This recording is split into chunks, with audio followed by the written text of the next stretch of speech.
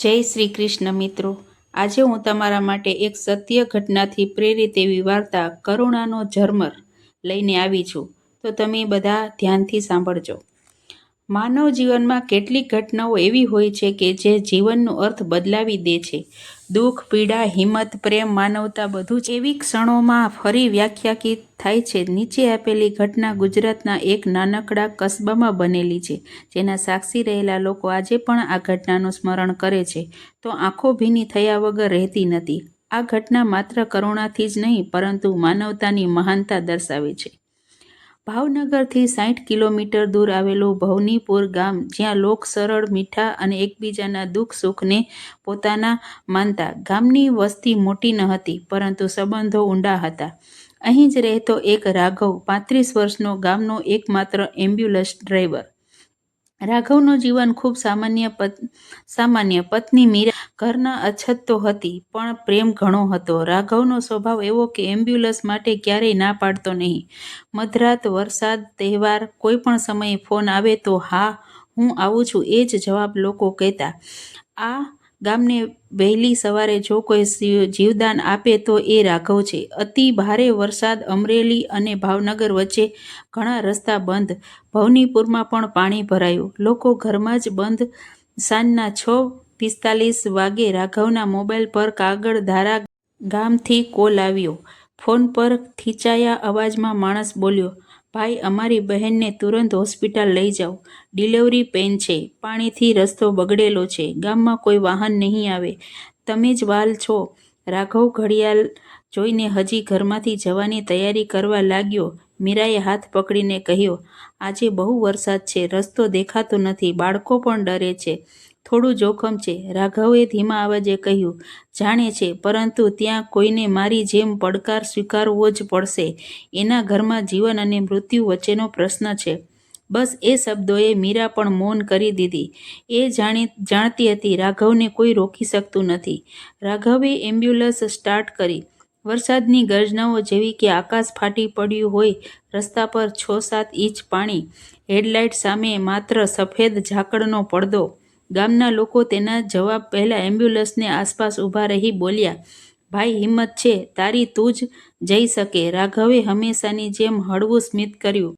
કોઈની જાન બચી જાય, બસ એટલું જ પૂરતું છે સાહેબ. એમ્બ્યુલન્સ અટક ચાલતી. 10-10 મિનિટ સુધી. ક્યારેક કીચડમાં વ્હીલ ફસાઈ જતા. 2 વાર એમ્બ્યુલન્સ બંધ થઈ ગઈ, પરંતુ ફરી સ્ટાર્ટ થઈ ગઈ. જાણે કોઈ અદૃશ્ય શક્તિ સાથમાં હોય. 1 કલાકની મુસાફરી, પરંતુ 20 કિમીનું અંતર. કાગળધારા ગામના લોકો છત્રી વગર રાઘવની રાહ જોઈ રહ્યા હતા. ત્યાં પહોંચતા જ એક પુરુષ દોડી આવ્યો. રાઘવભાઈ, જલ્દી આવો, હાલત ખરાબ છે. ઘર નાનું, અંતર દીવા પણ ન હતો. 2 સ્ત્રીઓ એક યુવતીને સંભાળી રહી હતી. તેનું નામ કાજલ, 23 વર્ષની, 9 મહિનાના ગર્ભ સાથે પીડામાં પણ એની આંખો વિનંતી કરતી, મને બચાવો, મારું બાળક બચાવો. ડોક્ટર 18 કિમી દૂર. એક ક્ષણ પણ વિલંબ ન ચાલે. જીવન અને મૃત્યુ વચ્ચેની દોડ. કાજલને રાઘવે ખૂબ કાળજીપૂર્વક એમ્બ્યુલન્સમાં લોડ કરી. તેની મા રડી રહી, બેટા, એને બચાવી લે, ભગવાન તને ખુશ રાખે, તું દેવ સમાન છે. રાઘવ બોલ્યો, હું મારી પૂરી મહેનત કરીશ કાકી. એમ્બ્યુલન્સ ફરી નરક જેવી વરસાદી રાત્રામાં પ્રવેશી ગઈ. કાજલ પેઇનના ઝાટકામાં ચીસ પાડે, ભાઈ, ઝડપથી લઈ જાજો. રાઘવે કહ્યું, હિંમત રાખો બહેન, પહોંચીએ છીએ. પરંતુ વરસાદ વધુ વધતો ગયો.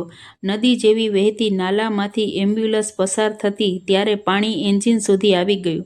રાઘવે કાજલને જોઈ અને પોતાના મનમાં કહ્યું, એ માટે આ બધું જોખમ લઈ રહ્યો છું, એ જીવી જવી જોઈએ.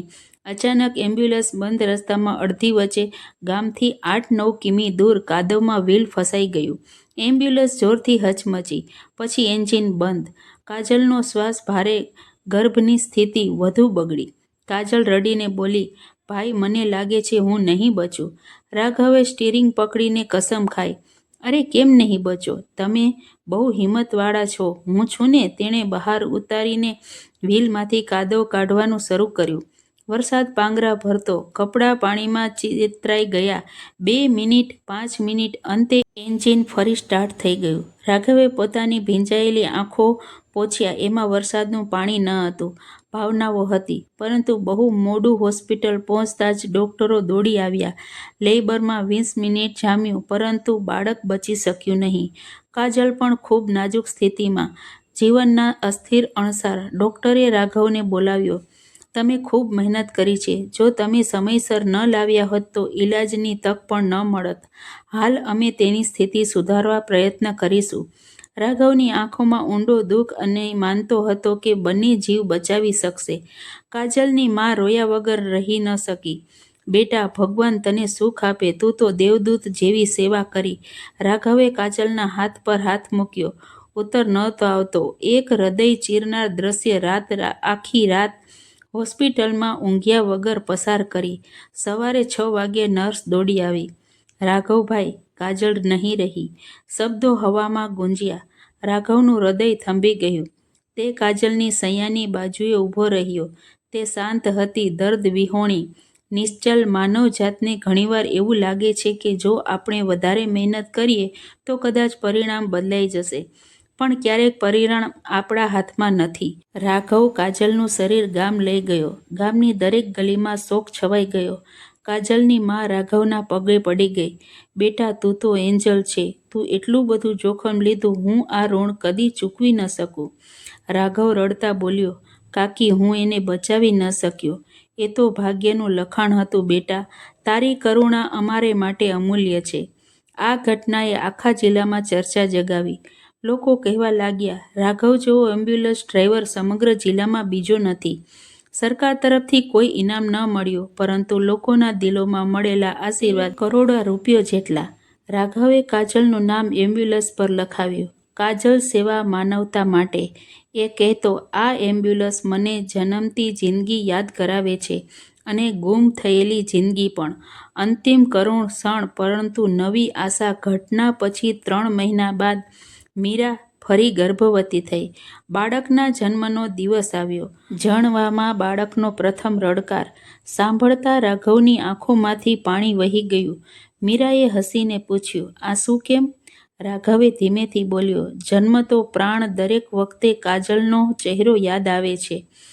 મીરાએ બાળકને રાઘવની ગોદમાં આપ્યો. તો નામ પણ તું જ રાખજે. રાઘવે કહ્યું, કાજલ. એ દિવસથી તેમની દીકરીનું નામ કાજલ રાઘવભાઈ પડ્યું. આ ઘટના આજે પણ કાગળધારા અને આસપાસના ગામોમાં યાદ રાખવામાં આવે છે. લોકો કહે છે, વરસાદની રાતે જીવ બચાવવા નીકળેલો એ માણસ, એ હતો કરુણાથી ભરેલો સાચો માનવ.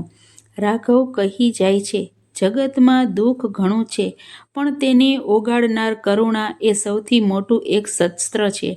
મિત્રો, તમને મારી આ વાર્તા કેવી લાગી છે તે મને કોમેન્ટ બોક્સમાં જરૂર જણાવજો, અને મારા ચેનલને લાઇક, શેર અને સબસ્ક્રાઈબ કરજો. ધન્યવાદ.